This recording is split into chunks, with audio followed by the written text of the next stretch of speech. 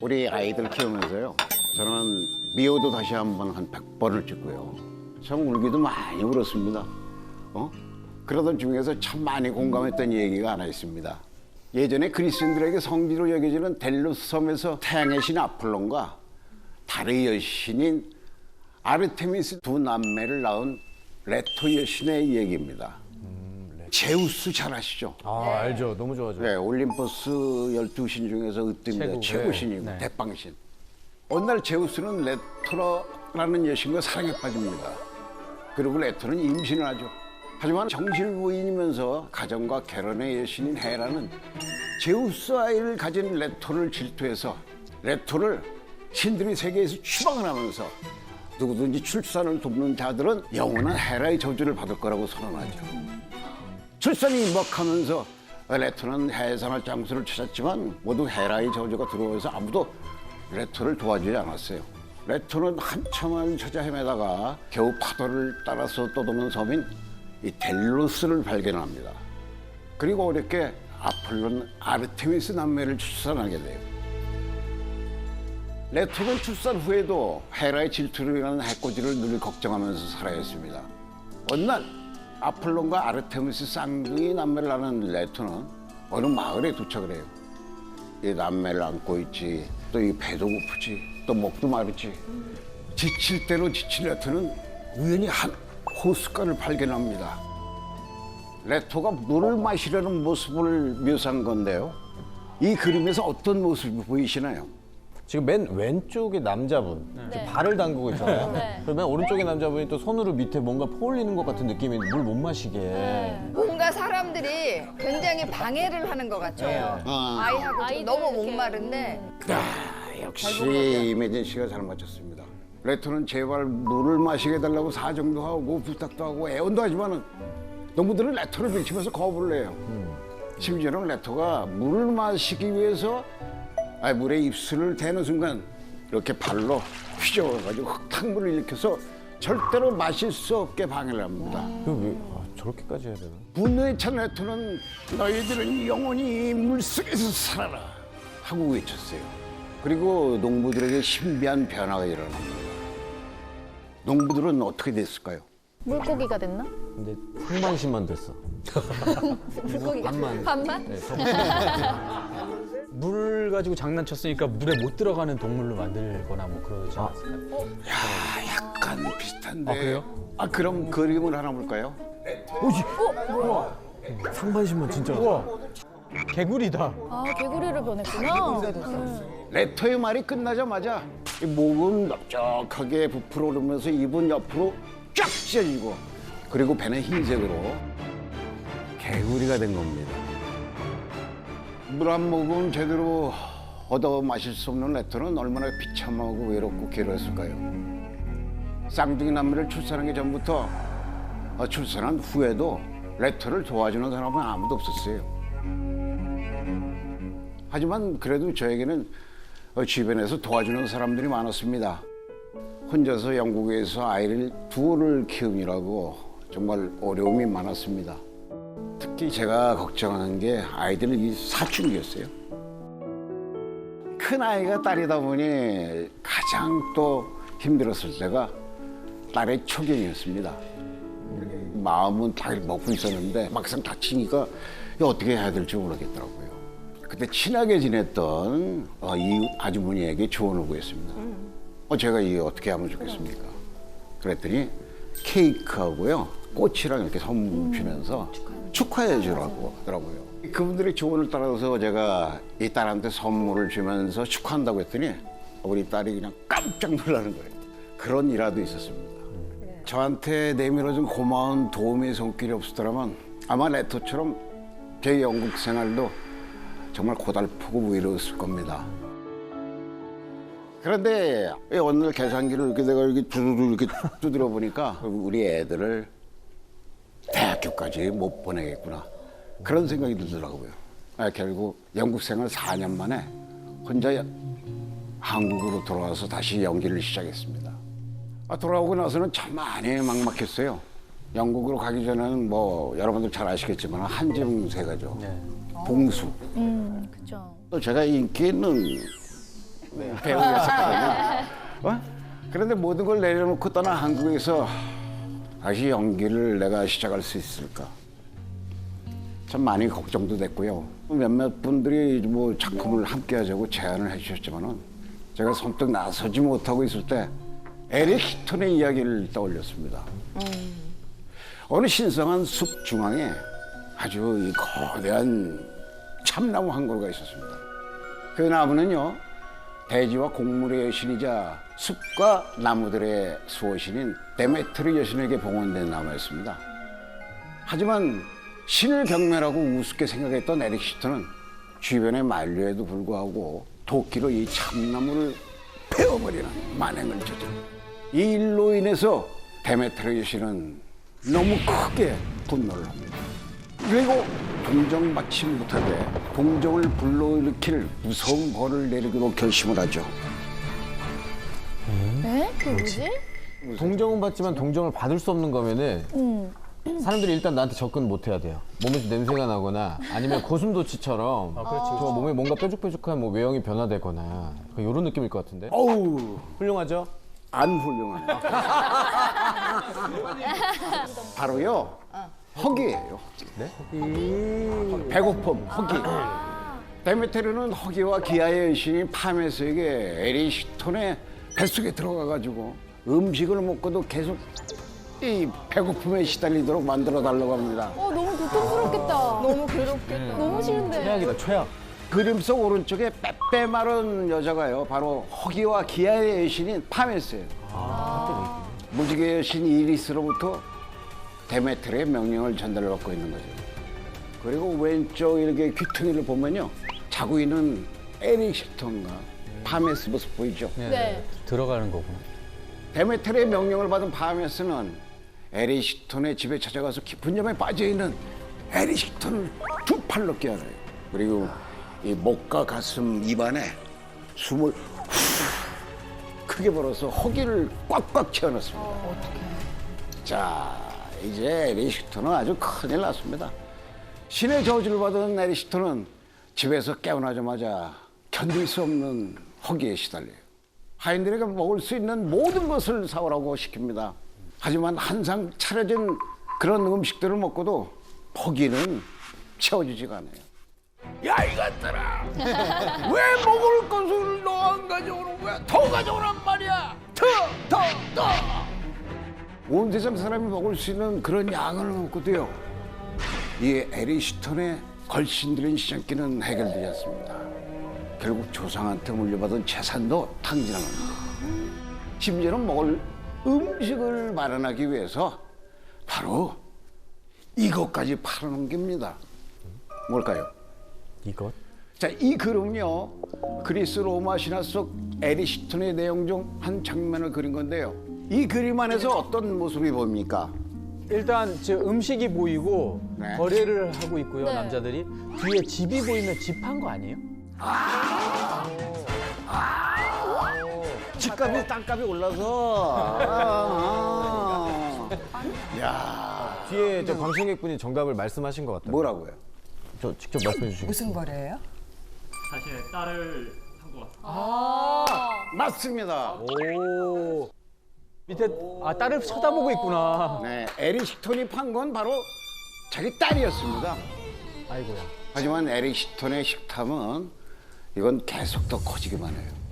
돈은 다 떨어지고 더 이상 먹을 음식이 없자 에릭 시톤은요, 바로 자기 팔다리와 자기 사지를 뜯어먹습니다. 결국 에릭 시톤은 뭐가 남았겠습니까? 뼈. 뼈까지 먹었어요. 진짜요? 그럼 뭐가 남아? 마지막은 먹어야죠. 이만 남았어. 자, 이만 남기 제 목숨을 잃고 맙니다. 근데 왜 데메트르 여신이 내린 벌이 허기였을까요? 일단 데메트르 여신의 저주를 저도 받고 있는 것 같아서 저도 참 잘 먹거든요. 잘 먹는데 네. 그 심리학에서는 그런 얘기 많이 합니다. 가장 불행한 사람 중에 하나가 만족을 모르는 사람이다라는 얘기 많이 하거든요. 그러니까 만족을 모른다는 게 끊임없이 이제 그 채워야 되는 사람인데 만족을 모르면 결국 멈추지를 못하고 멈추지를 못하면 그 행동을 계속한다. 그래서 불타 없어진다, 소진된다, 네, 자멸한다라고 얘기를 하거든요. 그래서 만족감이 가장 지혜로운 사람의 그 덕목 중에 하나인데 허기를 벌로 내렸다는 건 지혜를 아예 없애버린 것과 똑같은 셈이 되지 않았을까 저는 그런 생각이 좀 들어요. 그냥. 저는 이 에릭 시턴의 이야기를 볼 때마다 자연과 욕심에 대한 경각심을 일깨워주는 얘기라고 생각을 합니다. 이 참나무를 베기 전까지만 해도 에릭 시턴은 부족함이 없이 살았습니다. 하지만 본인의 힘을 과시하고 싶은 욕구와 욕망, 탐욕을 이기지 못하고 참나무를 팍 베어버립니다. 주어진 환경에 만족하지 못하고 욕심을 부린 거죠. 채워지지 않은 욕심을 계속 부리다가 결국 가지고 있던 것마저도 다 잃어버리게 된 겁니다. 저도 아이들 문제도 있고 내가 어떻게 다시 연기를 하지 이런 생각이 들 때 저는 에릭 시턴의 이야기를 떠올렸어요. 그 아이들 유학비로 밑빠진 독에 물 붓기로 열심히 일했던 것 같아요. 아마 제가 에릭 시턴처럼 나만 생각하고 나에게 좋은 것만 하려고 했다면 아마 지금쯤 이 자리에 서 있을 수도 없었을 겁니다. 아이들을 키우기 위해서 4년 만에 이렇게 한국에 다시 돌아왔을 때 이매진 씨가 참 많이 도와줬어요. 드라마를 시작할 수 있게 도와주고 제가 당시에는요 좀 공황장애가 있었는데 그런 것을 치료할 수 있도록 좋은 병원도 소개를 해줬습니다. 영국에 정착할 수 있도록 도와준 게 이성미 씨였다면 제가 다시 한국에 돌아와서 뿌리를 내릴 수 있게 도와준 건 여기 이매진 씨입니다. 그리스 로마 신화에는 정도를 지키지 못해 벌을 받는 사람들의 이야기도 있지만 제게 도움을 줬던 이성미 씨와 이매진 씨 같은 선의를 지켜서 복을 받는 그런 사람의 얘기도 많이 나옵니다. 한날 한시에 죽는 그런 노부부 얘기인데요. 어느 날 제우스와 그의 아들 헤르메스가 여행을 하다가 지쳐가지고 프리기아라는 땅으로 내려갔습니다.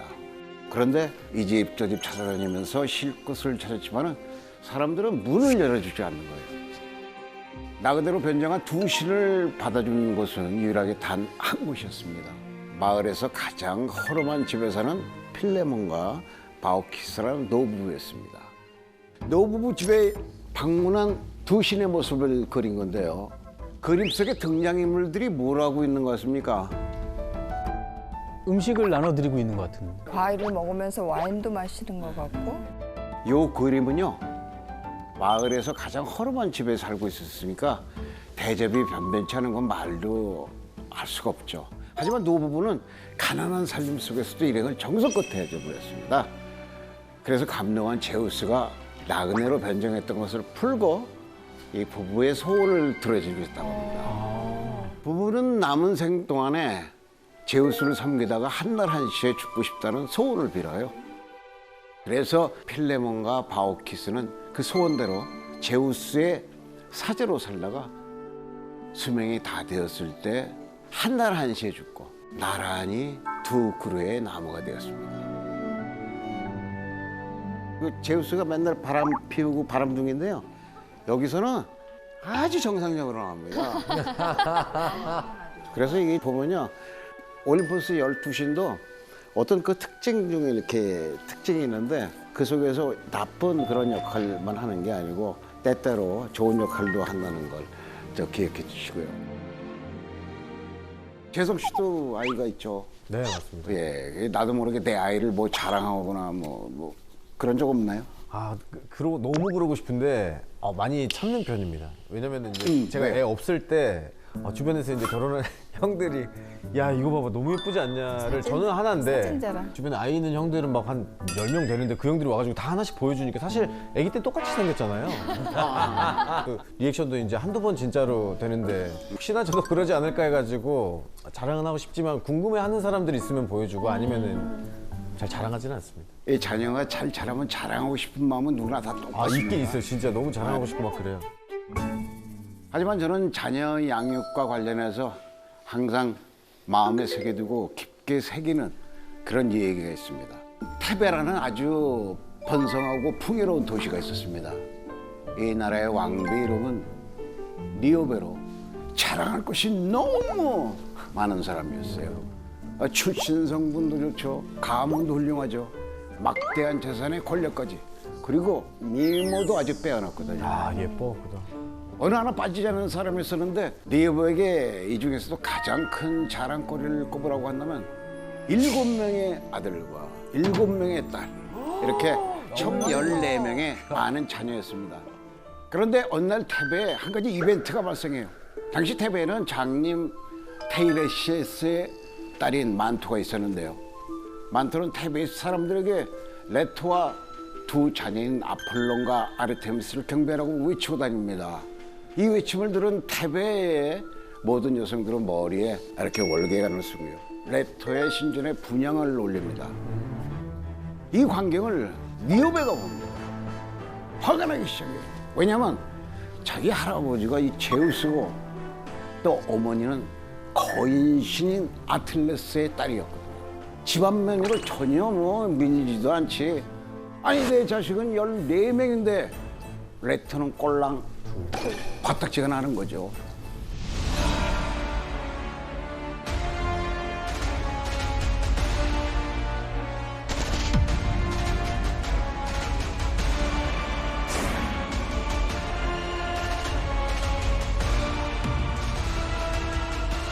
이러면서 찬양의식을 못하도록 이 회방을 놓습니다.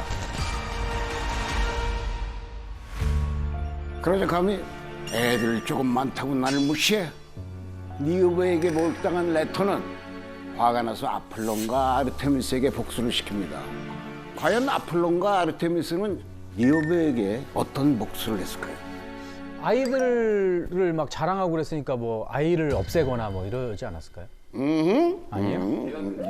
너무 센가? 아니 그럴 수 있죠. 그게 신들인데. 힘드니까. 자, 지금 보시는 사진은 제가 이탈리아 피렌체의 우피치 미술관에서 직접 찍은 겁니다. 이 큰 방 안에 니오베와 그 자녀들이 이렇게 조각되어 있는데요. 네. 얼핏 보면 교자손으로 등을 긁는 건가, 아니면 이제 곰방대로 이렇게 뭐 어디 등을 긁는 건가 이렇게 싶기도 하지만은 자세히 보면요, 화살. 화살이 꽂혀 있습니다. 네. 그래서 니오베의 14명을 모두 죽이는 복수열전이 시작된 겁니다. 진짜요? 다 진짜 다 죽여요? 니오베의 오만과 교만으로 인해 죄 없는 자녀들이 죽음이라는 벌을 받게 된 거죠. 한순간에 14명의 자식을 잃은 니오베는 그 슬픔에 못 이겨서 결국 차디찬 돌이 되고 맙니다. 이 두 아이를 키우는 아빠의 입장에서 제가 이 이야기를 보고 느낀 건요, 자식에게 감나라 배나라 간섭한다고 뭐 잘 크는 건 아니라는 그런 생각이 듭니다. 제가 딱히 아이들한테 이렇게 저렇게 간섭하진 않았습니다. 그냥 아이들을 어떻게 하면 남부럽지 않게 잘 키울지 고민하고 또 묵묵히 아이들 뒷바라지만 놨을 뿐입니다. 딱 한 가지 간섭한 게 있네요. 우리 아들이 모든 물건에 각을 딱딱 맞춰야 하는 약간의 이 강박증이 있었어요. 그 강박증을 없애라고 한 2년 정도 아들이 이렇게 막 이렇게 딱 이렇게 잘 정리하고 그러면요, 뭐 제가 들어가서 야 하지 마 엎었어요. 그랬더니 지금은 아주 개차반입니다. 여기 하여튼 뭐 아이들은 부모가 간섭한다고 뭐 잘 크는 건 아닌 것 같습니다. 부모가 부지런히 사는 모습을 보여주면 자연적으로 따라오고 있는 것 같아요. 절친.